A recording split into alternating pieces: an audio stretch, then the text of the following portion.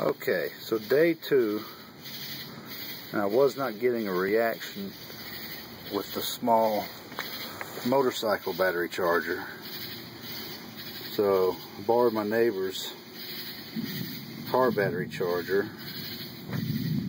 I have 6 amps, and you can see the hydrogen bubbles now coming to the top.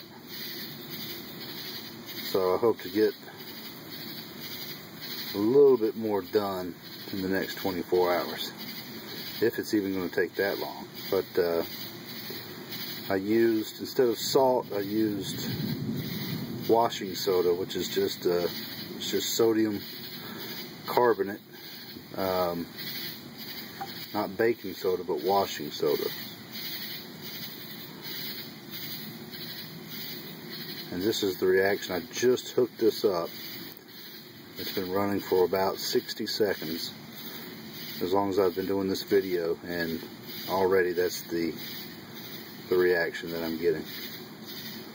Hydrogen bubbles.